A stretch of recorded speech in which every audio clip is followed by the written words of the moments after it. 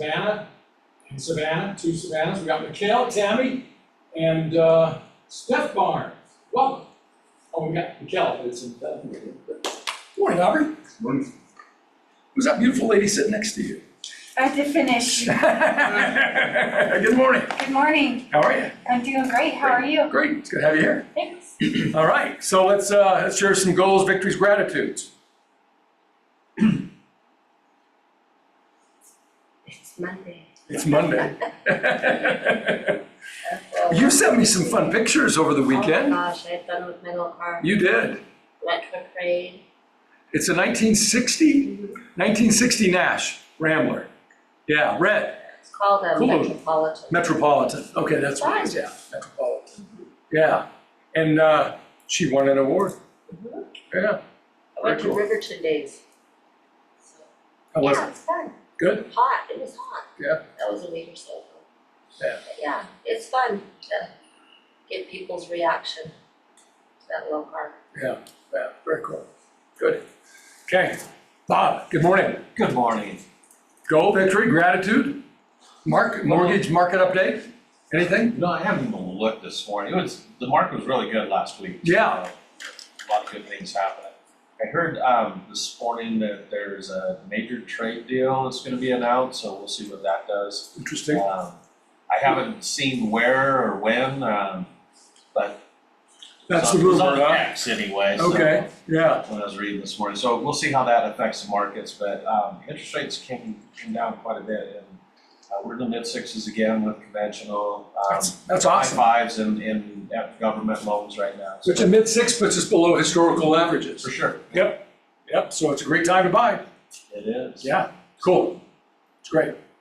Did you have a good weekend? It was awesome, yeah, went up to Duchesne and did the little parade up there. It's not little anymore, man, they Really? play in the streets, yeah, it's Very cool. it's fun, yeah. I love that. Everybody have their chairs out the day before. No, that's the cool thing, everyone just comes out in the morning, lines Yeah. up the street and good to go. Yeah, So, that's cool.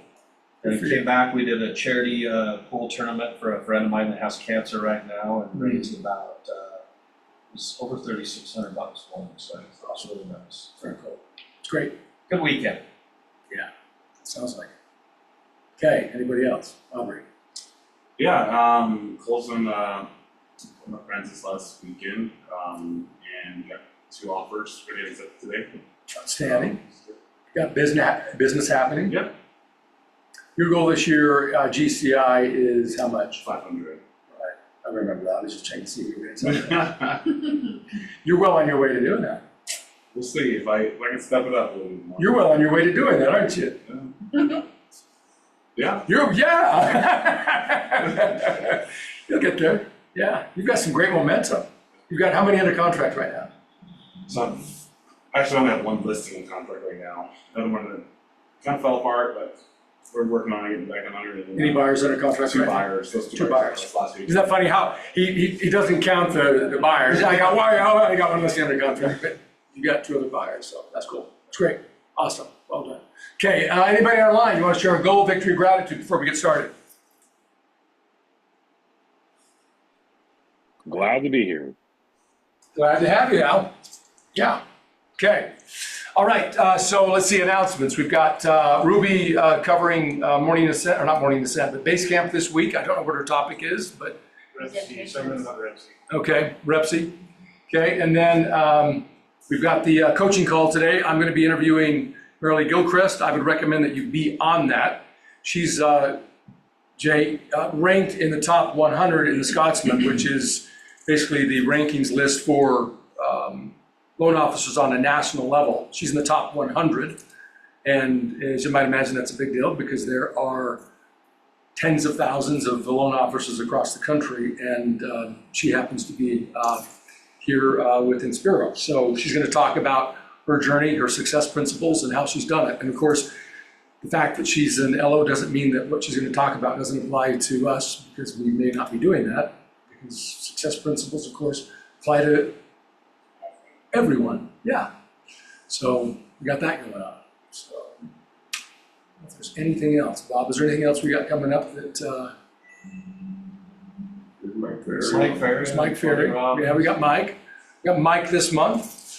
We got Tony Robbins in October, and we've got the company summer party, which is August 5th, which is a Tuesday. We'll be doing that at none other than Ogle Zoo. So we're going to be able to see Bob's family. Oh, well, you're the one making monkey noises last week. All right. So I want to show you a video this morning that's about 15 minutes, and then I want to lead a conversation after that. I watched this over the weekend and then again this morning. It's a great conversation. It's a topic we talk about all the time, mindset and how we can control that. The presenter is Dr. Bruce Lipman, and he wrote a book on the concept of epigenetics and how our environment and how we create our environment and the impact that that has on our cell expression. In other words, the way in which our body responds, physically as well as then mentally how it responds. So let's watch this, and then we'll have a great discussion afterwards.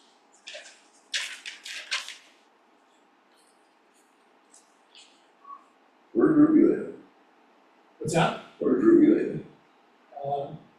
She's been with her family, a lot of family from out of town, so she's been with Program with a belief that if you have a good life and you die, you get a chance to go to heaven, which is what? Heaven is anybody's individual thing. I talk to you, you give me your definition of heaven, you listen to my definition, you listen to somebody else, they're all different. We all have creative vision.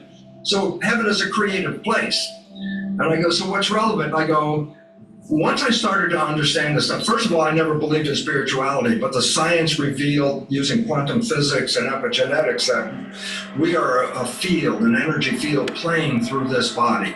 What I learned through this is, first of all, there's no such thing as death of who we are. There's death of the body, but the body is like a virtual reality suit, that an energy field that is different for each one of us is operating in this body. My self-receptors on my cells, which distinguish me as being different. Calling all inconsistent traders. If you've tried trading with alerts, AI algos, signals, and every indicator combination known to man, but your account is still bleeding out, here are 3 simple steps that Me as being different from you, respond to a different environmental signal than your self-receptor. So each of us is receiving like a broadcast that is running this biology. Consciousness is running the biology. Consciousness isn't physical, it's an energy. And I go, why is it relevant? Because the answer was this. The belief that if you do really well and you persevere, and when you die, you're gonna go to this place called heaven. And I go, consider this, that we were born into heaven, that we came here to create. That's what we're doing, we're creating. When I say, when we're creating it right, heaven on earth is here. When we're creating it wrong, struggle is here. And all of a sudden I say, oh my God, don't wait till you die that you're gonna go to heaven. This is it. This is where you came to create. What do you want to create? Love? Coronavirus? You can create a damn thing you want. This is creation place. But if you don't know that your creations are being controlled, then we become a victim of a world out of control. And yet we were the creators. We gave in to other people's beliefs. And then we now are creating not with our wishes and desires, we're creating with a program. Where's the program taking us right now? And the answer is fear, shutdown, loss of community, breakdown of the system. I go, we can learn or not. That's it. And this is a learning moment. Take your power back. You are beyond, power-wise, beyond any virus that ever existed. You're very powerful.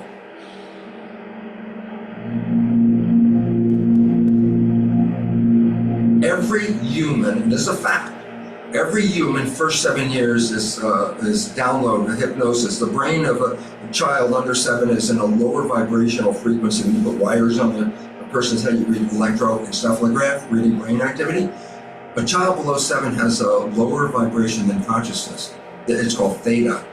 Theta is imagination. Oh, that's how kids play a tea party with mud pies, but to them it's a real thing. A kid rides a broom, it's a horse. That's theta, imagination. Theta is also hypnosis. And the idea is this: before you can become conscious, if you don't have any programs, what are you going to be conscious of? So nature makes the first 7 years. What kind of programs are required to live on this planet? I say, how do you get them? Theta is hypnosis. You just watch. You watch your parents, you watch your siblings, and your community, because you have to learn how many 100,000 rules. Think about it. Just to be a functional member of a family and a functional member of a community, there are rules. Teach an infant these rules. You say, oh, you don't have to. First 7 years, they observe it and just download it. Look, this is not new. I mean, there's the famous book, Rich Dad, Poor Dad. And basically said you come from a poor family and you could struggle your whole life and try to get rich, but you're not going to make it. And if you come from a rich family, you could be stupid your whole life and make it. Not because it was thinking, but it was unconscious behavior that was downloaded from rich families into kids, which is unconscious. So they're making the right moves unconsciously. If they engage their conscious mind, then they look stupid, but it's unconscious. And that's the same thing with poor people. Poor people have beliefs from the family. Oh, you can't make it, life's a struggle, things are hard, who do you think you are? And if that's the program you get, then 95% of the day you will sabotage yourself. And that's why poor people stay poor and rich people stay rich, because the programming, 95% of our life, it's a fact, comes from those programs in the subconscious. Every day, only about 5% of their life are you using conscious, which is creative. 5%. So your life is being lived, even though you think you're living your life. Exactly, and you don't see it because it's called subconscious, below conscious. And the Jesuits, for 400 years, they were boasting. People didn't understand. They say, give me a child until it's 7 and I will show you the man. They've been saying that for 400 years because they knew 7 years was the program period. And 95% of your life after that will be whatever that program is. Your life is a printout of your subconscious behavior. Oh, so you don't have to try and think about what happened. I just say, look at your life. The things you like that come into your life come in because you have a program that supports them. But anything you struggle with, work hard at, put a lot of effort into making it happen, why you're working so hard, inevitably you have a program that doesn't support that conclusion and you're trying to override the program. So you don't need to do a lot of strength and psychology stuff. You just look at your life and say, where am I struggling? Because wherever you're struggling, inevitably it's a program in your subconscious that does not support that destination you've been looking for. The conscious mind is creative and can learn in any number of ways. Read a self-help book, go to a lecture, listen to this program, and conscious mind's going to get some awareness. And I go, yeah, but subconscious mind doesn't learn that way. I go, right, it doesn't. Subconscious mind learns in 2 fundamental ways naturally. If you're a man, then you've probably heard multiple versions of the following sayings throughout your entire life. Man up, don't cry, and just... Hypnosis, which is the first 7 years. And after age 7, how do you put new programs in? Repetition. Practice. You want to drive a car, you didn't learn how by just getting in the seat, put the key in. You had to practice driving the car. You want to learn the alphabet. How many times did you go from A to Z? Try to go to A to Z before you could complete it. And once you completed it, you didn't have to go back and do it again. So 2 phases. You want to train the subconscious mind, hypnosis, repetition. I like the last one because there's a new phrase that's bandied about called fake it till you make it. Meaning, if you're not a happy person, I say, you want to be a happy person, then repeat all the time, I'm happy, I'm happy. I say, well, you don't look happy, right? They say, no, who am I talking to? By repetition, I'm talking to subconscious. If subconscious gets, I am happy, and 95% of your life comes from that subconscious, there will be a point once the subconscious got, I am happy, you don't have to say it again. Okay. It'll be automatic. And that's why we see people do affirmations and gratitude journals and stuff, because if you do that daily... It's repetitive. That's the secret part. Like putting a sticky note on the refrigerator is more like a suggestion, but it's not a repetition. So it doesn't work very well. But you have to do... Repetition is a habit. It's making habit. So you got to do something religiously in the sense of repeating it to make it work. If you don't like the program, you don't like the way it's turning out, well then you can reprogram it. And you could get the things you want. The movie The Matrix is not science fiction. It's a documentary. This is the whole story of the Matrix. Matrix says, you've been programmed. We're going to take a red pill and get out of the program, okay? Falling in love is the equivalent of taking the red pill biologically. Scientists have studied what is called mind wandering. I said, what's mind wandering? I said, well, your conscious mind could be focused on a task, or your conscious mind could go off into a, think about things, okay? And the relevance about that is when the conscious mind is staying in the front, you are in absolute control. Wishes, desires, what you want, conscious mind, creative, you're in control. But the moment your conscious mind takes off into a thought or starts thinking or whatever going on, it lets go of the wheel, the autopilot takes over, okay? So the idea is this: if your mind is wandering, then you're being run by the subconscious. And it turns out this is very negative. When your mind is straightforward in consciousness, you're controlling the vehicle. So I say, falling in love has been demonstrated biologically to be equivalent to the red pill, because what it does is it keeps you what they call mindful, keeps you conscious. Look, you've been looking for this partner your whole life. They're now in front of your face. This is not the time to go thinking about things. It's time to be, oh, look what I got right here in front of me. And I say, well, think about it this way. Your life could suck every day, every day, every day, every day. And then you meet this person, and 24 hours later, it's heaven on earth. 24 hours later, oh my God, I'm so in love, Even the job's not so bad anymore, and the food tastes great, and the music is so much better, and love and love and love. I go, what the heck happened? You had all of this negative, and then in 24 hours, you have this heaven on earth. And the answer was, it was taking the red pill. That's what falling in love is.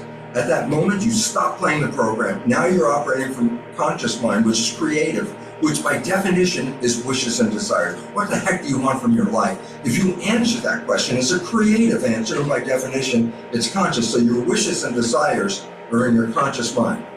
In a normal person's life, 5% of the day, you're moving toward that. 95% you're playing the program. You fall in love. 100, it was actually 90%, I think is the number, 90% from conscious mind. 90% of the day you are now operating from creative wishes and desires. I go, look, I said your life sucked all the way up, and then 24 hours of operating on wishes and desires and not playing the program turned earth into heaven for you at that moment. And then you go, well, how come the honeymoon doesn't last? I go, because inevitably you still have to think about things, your job, your chores, your requirements, what you have to do. And at some point, once you start thinking, then the conscious mind is shut off. And guess what shows up? All those behaviors in the subconscious mind that were negative, 70%. And your partner, remember, your partner and you fall in love same time, both of you operating from conscious mind with wishes and desires. And all of a sudden, you start thinking, and then this behavior shows up that was your mother, your father, whatever thing you learned, and your partner's like, where the hell did that come from? Who are you? Is a response. It's like, where did that come from? We've been in this honeymoon. I've never seen that behavior.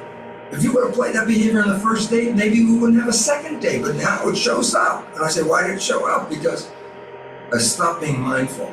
Okay, so how do you teach people to keep the honeymoon alive? You have a subconscious mind, your unconscious mind, which is the most powerful part of your...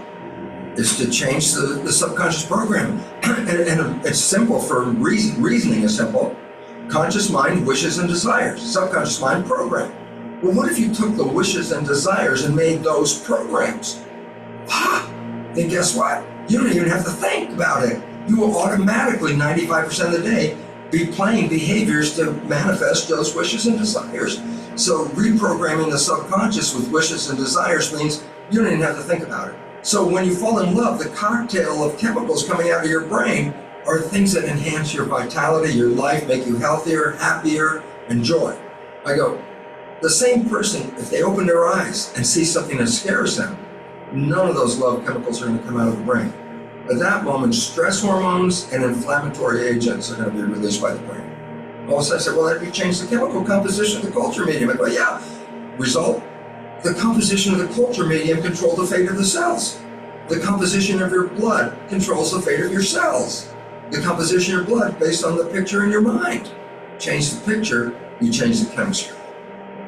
Almost everybody has the same wishes and desires. to be in love, to be happy, to be healthy, to be peaceful. That's a standard wish and desire of everybody. And if we all lived with those wishes and desires, this planet would change overnight. We would have harmony, we would have peace, we would have nature, community, environment. But until we change those subconscious programs, then we become victims of the program and not creators of our life. And when this is understood, then people can say, wait, I have a choice. I say, you do. You can play the programs you're playing, or you can rewrite those programs and take power back. And that's our destination.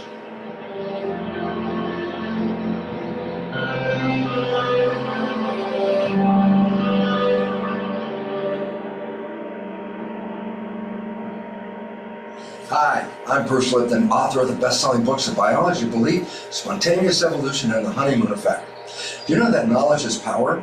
But more importantly, a lack of knowledge is a lack of power. And science is revealing a whole new understanding of who we are. We've been programmed to be victims, and yet science and quantum physics and the new science of epigenetics especially reveal that we're not victims, but we are creators. So with the knowledge of the new science, we can manifest heaven on earth. That would be our way of life. And in this regard, while I talk about this a lot, there's an idea that pictures present 1,000 words, and an animation actually represents millions of words. And that's why I'm so excited and in gratitude to After School, because After School has taken the complexity of the words and made it in the simplicity of the images. And that's how we can learn.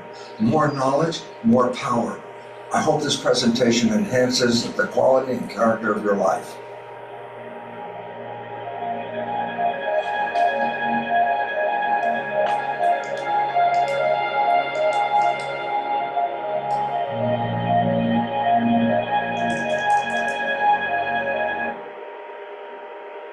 All right. Okay, so thoughts? It's good. I think so. I think it's very powerful. There's a lot in there that, of course, is kind of a repetition or affirmation of what I think we talk about all the time. I think that's some new stuff. So what would you say? Any ahas? What did you write down that was powerful, that provoked thought? I took 3 pages of notes in that. Nothing? Jeff, what did you write down? I wrote nothing. Well, is nothing something? Well, I'll say that it's along the lines of, I can listen to what Neville Goddard. Yeah. He says that when you assume the emotion of what it is you want in life, then that life starts to move forward. So that's the basic law of attraction. Yeah. And it's tied to your emotion. And that's effectively what he said, but in a different way, right? Yeah.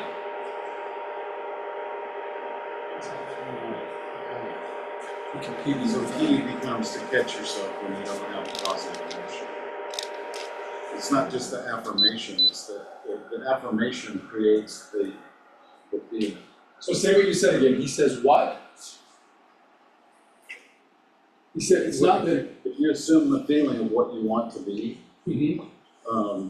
you know, you assume the emotion of the accomplishment, or you assume the emotion of the person you want to become, or you assume the emotion of the loving relationship you want, then that reality starts to move towards you. That's Right. the attraction. Yeah. Yeah. That you say that, and it reminds me of that very simple, what I call that formula. It's not a mathematical one, but nevertheless, it's a formula. It's a psychological one. Our thoughts lead to our what? Emotions. What you just said, Jeff. Our thoughts lead to our emotions, and those emotions then lead to our what? Actions. Actions. And then those actions, to Dr. Lippman's point, is that leads to our what then? Our reality. And he talked about creating what on earth? Heaven on earth. Now, some of us may not like that word, right, from a religious standpoint. But this isn't heaven, this isn't what's promised. But his point is that who's in control ultimately? I mean, the pessimist would say, well, I'm not in control because I was programmed from age 0 to 7 by my environment, by my parents' behavior, and that's just been embedded so deeply into my subconscious mind, so therefore, that's just who I was. And his point is, no, it isn't who you are, because ultimately you get to decide who you are based upon your conscious awareness of what's going on. And his point was what? There are two ways in which we are programmed. What did he say? Did anybody remember? This is really important. 2 ways. He said it's theta brain waves, which is what? Hypnosis, right? So as a kid, 0 to 7 years old, we didn't recognize that, but we were basically being hypnotized, being programmed on a subconscious level to think in very specific ways because we needed to learn how to what? When you come out of the womb, do you know how to what? Survive, you don't. So you're learning patterns of behavior to what? And some people's patterns of behavior are better than what? Than others. And some are worse than others. So there's that, but then what did he say? What was the second way? There's theta hypnosis, but what? Repetition. And so isn't that interesting? Repetition. So every morning, Monday through Friday, what do? We crack open our what? Our journals, and what do? Gratitudes. Over and over and over again. How many of you write the same goals or gratitudes in the journal? As a general statement, right? I mean, there is power in that, and that's his point, that you have to, in other words, reprogram the brain. Because he talked about there are 2 ways we operate on a daily basis. What were the 2 ways?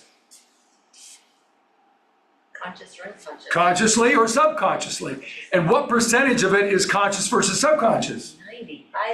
Isn't that crazy? That's crazy. How many of you knew that? That 95% of your daily activity, your daily existence is subconscious. How many of you actually knew that? That was new to me, that it was that little that was actually on a conscious level. In other words, 95% of our time is spent being controlled or directed by what? Yes, but more specifically, what is that? Your thoughts, your brain, your... Say it. What you were programmed. The way you were programmed. Yeah. And how many of you believe that from age 0 to 7, you were programmed with the best thought patterns? Right? No. I mean, as great as my parents were, I can tell you that the patterns of behavior that I saw, now looking back on it, were not the best patterns of behavior.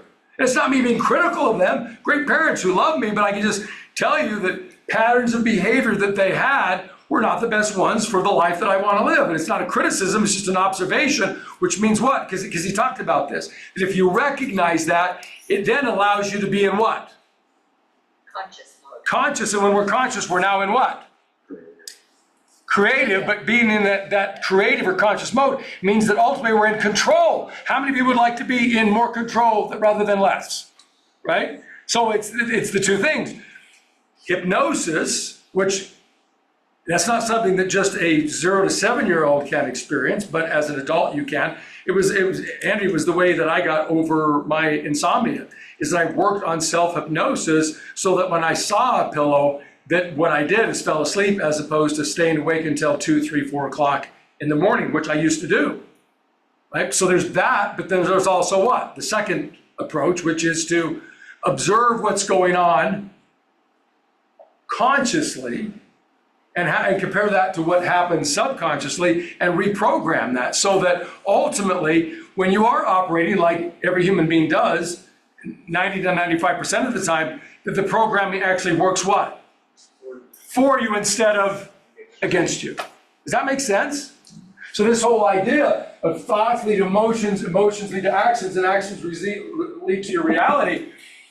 This is one of the things that I've learned that's very powerful for me over the last 15, 16 years as George and I started the company. What I had to do, being in an environment that asked me to do things that I wasn't comfortable with, was to be very aware of what I was thinking. I, on a conscious level, would observe, what was I thinking? So I asked myself this question, and it's really an approach that I take on a daily basis, and I do this multiple times a day. I ask myself this question. He didn't say this, but this is the way it's ultimately done, is how do I what? How do I feel? It's like when you have a car and you've got a dashboard, those lights come on. Those lights are there to tell you what? Mornings. What's happening? Yeah, how the what? Would you say? How your car feels. How your car feels, exactly. Right. Well, your emotions are the dashboard of your life that tell you how you what? How you feel. And if when you ask yourself, Jeff, how do I feel? It doesn't matter whether it's a powerful answer or a very negative answer. The important part of it is that you actually what? Take action. That you actually what? You know, you recognize it. That you recognize it. Because if the answer is, I don't feel very what? I don't feel very good. I don't feel very powerful. I don't feel very optimistic. I don't feel very hopeful. What would be the next question that a thinking person who's in that creative mode rather than default pattern mode would ask? What can I do to change it? Or specifically, What action? What got me here? why, what's that? What got me here? Exactly. Why do I feel this way? Because his point is, you're in control of that. Ultimately, you can either be creative and understand why you're feeling that way and change it, or you can rely upon your patterns of behavior, the programming. But he said, but that requires that you do what?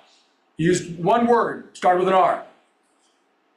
Repeat. Repeat over and over and over and over again. I am happy, I'm happy, I'm happy, I'm happy. No, I'm not. Yes, I am. I am happy, I'm happy. How do I feel? I don't feel very hopeful or powerful. Hope, stop. No, I feel very hopeful and powerful. You might say, well, that's Pollyannish and it's not true. Well, I get it, but if you're not feeling very hopeful or powerful, I can tell you, you feel that way because you're relying on a pattern of behavior, in other words, thoughts, that aren't necessarily true or applicable, and yet you've bought into that. Why? You're programmed that way. I mean, if you honestly believe that you can't reprogram yourself, I would say to you, well, that defies the truth, because the truth is you are programmed. And if you can be programmed one way, you can be programmed what? Another way. Yes. Neville says that when you have those negative emotions, that you're living a lie. I like that. Yeah. So Yeah. It's just something you're seeing that's not true. Because we're all miracle creations, right? We're all creators. I 100% agree with you, but here's what the pessimist would say. The pessimist would say, well, that's not true. These negative emotions that I'm feeling, this is real. It's not a lie, that's just the truth. Yeah. It's a lie. It is a lie. And it's basically what Earl Nightingale talks about, right? I love his statement. The pessimist will say that the glass is what? Half empty. The optimist will say what? It's half full. They're both what? They're both correct. It's just a matter of what? Perception. Yeah. So I go back to the fact that what you say, it is true. Unless you choose that it's what? That it's not. That is a manifestation of your what? Your programming. And you get to decide that on a what level? Conscious level, not on a what? Subconscious level. The challenge is most people will go through life living on a what level? On a subconscious level. So that's why, for me, I've developed that process on a daily basis. How do you feel? I ask myself that in the morning. How do you feel? And if I don't feel, Jason, if I don't feel optimistic or powerful or confident, I would just simply ask the question, why? And what is interesting is that the answers that I come up with are not very abnormal. In other words, it's not a new answer. It's a lot of the same old stuff, because it goes back to my what? My programming. And so I have to confront that and then work to change that. That's why I've developed two mantras over the last 16 years. You might, as I share these with you, say, well, those don't sound very powerful. But they are for me, because guess what I've done with them? I've repeated them what? Over and over and over and over again, so much so that when I say them, it allows me to connect very immediately to the what that comes from them, because every thought leads to a what? An emotion. So one of my statements is, I'm calm, comfortable, and relaxed. And when I do that, Bob, seriously, the smile that I get on my face, that is not made up. It's like physiologically, I can't help it, but the smile happens. And then the other statement that I have that they've created since it was, I think, 2012, when I was speaking in on Coronado Island at Hotel Coronado, when I spoke to a group of about 200 people, when they gave me a standing ovation, I made certain that I remembered it, I wrote that down, connected to it, and this was the statement that I came up with. I am an excellent public speaker. Now, when I say that, it takes me very quickly back to what? Those emotions that I felt on that day. Do you think my emotions were powerful that day, or they were unempowered? They were powerful. So you may not at this moment feel amazing, optimistic, and powerful, but was there a time in your life where you did? Say yes. Yes. Well, all you have to do is connect to that moment. You don't need to have that experience right now, like literally, like it's happening right now, but could you recreate it in your mind? Could you? You're already doing it. All of your past experiences create a set of thoughts that lead to a set of emotions. And every single day, every single one of us, for 95% of the time, are relying on that to dictate how we what? How we feel. So all you have to do is go back to a time in your life, cherry pick it. Find the best times in your life and identify what was going on and why you felt that way. And then repeat that and create a set of beliefs or words specifically, a mantra in other words, that you connect with that. And then when you ask yourself the question, how do I feel? If you don't feel very optimistic or powerful, replace the way you feel with a new set of what? Thoughts. Because we know if you're not feeling very good or powerful, you have a negative set of what? Thoughts. So replace those negative thoughts with powerful ones. And then repeat them what? Often, over and over and over again. Why can't someone draw that in a circle so that the actions help the beginning? I think that's the point, isn't it? I think it's a great graphic. That's what all of this is for me. All of this is a conscious, creative recognition of the thoughts that I need to have to overcome the subconscious what? Programming. In other words, this is the new language. This is the program. And I work on it every single day. In fact, that story that I shared with you about the mantra of my experience in California at Hotel Del Coronado, it's on one of these, I don't know which one it is, but it's on one of these, and it's been there since 2011 or 12, and I look at it often, because I want to make certain that I don't what?